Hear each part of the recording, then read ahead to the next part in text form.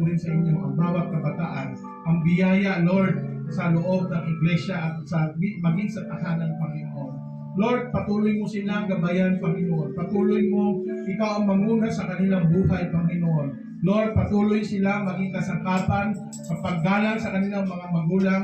Patuloy sila, Panginoon, sumunod, Panginoon, sa kalooban mo, Panginoon. At higit sa lahat, bigyan mo sila ng kaalaman, Lord, na kung saan ang kanilang pananaw, ang kanilang pananampalataya ay pananalig lamang sa Diyos na may likha sa kanila, Panginoon.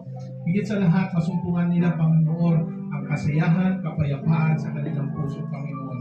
Dahil alam namin, Panginoon, sa susunod na henerasyon, Panginoon, ng pananampalataya, Lord, ang mga kabataan nito, sila, Panginoon, ang tatayo sa bawat iglesia, sila, Panginoon, ang mangunguna sa bawat iglesia, Panginoon. Higit sa lahat, Lord, sila ang magpapatuloy na magdala ng mabuting balita, Panginoon, sa sangkatauhan, Panginoon, na nais mong maabot ng iyong pagmamahal, Panginoon. Kaya, Lord, dalangin po namin ang mga bagay na ito, Panginoon. Ikaw lamang ang sasagot sa amin. Ikaw lamang ang tutugon ito, Panginoon. Dahil naniniwala po kami, ikaw yung Diyos, Panginoon, na makapangyarihan sa lahat at tumutugon sa aming mga panalangin. Panginoon, ito po ang aming dalangin sa dakilang pangalan ng aming Panginoon Jesucristo. Amen. Amen. Blessing at pagsubok na binigay ng Lord sa amin sa ngayong isang linggo. Nagpapasalamat ako kasi na nag-Bible study kami po sa bahay. Amen. Friday. Masaya naman kami kahit wala si Pastor kasi expect namin na sasama ka sana pero wala ka eh. Sana akala ko darating ka. Kaso sabi niya doon baka hindi rin natin mas may trabaho. Saka busy sila si Smiley.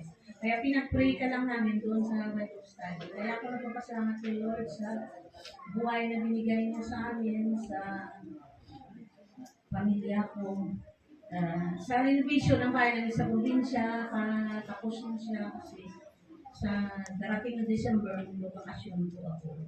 At saka sa buhay ng mga kapatid ko sa ibang bansa, kasi nagpapasalamat din ako kasi yung employer nila, talagang mahal na mahal sila. Yung alaga ko nga ng kapatid ko, gusto niya ipadala dito sa Pilipinas. Kaso natakot na siya gagawin kasi baka mamaya kidnap ko dito. Diba? Kaya natakot siya eh. At saka nagpapasalamat din ako sa buhay ng kapatid ko sa barko. Dalawa sila, si kuya ko at saka yung pamangkin ko at saka yung isang kapatid ko na ang biyay niya sa critical na country. Double pay kasi siya doon daw. Pero nagpapasalamat din ako kasi hindi naman sila na bomba doon kasi sabi nila. Ipag-pray ko lang daw siya para may layo siya daw sa kapamakan. Kasi marami siyang anak na pinapaaral.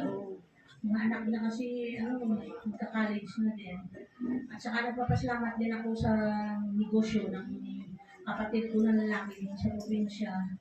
Sa ngayon, tuloy-tuloy pa rin ang business niya. Tsaka maganda ang niya kasi pinag-pray talaga namin araw-araw kasi para yung namin, yung pamilya namin, para kahit pa paano, makaranas din sila ng magandang buhay na siyempre, yan din nila kasi work it naman yun kasi sobrang hirap din ang buhay nila dati. Kaya ako nagpapasalamat kay Lord na binigyan niya kami ng buhay sa nito.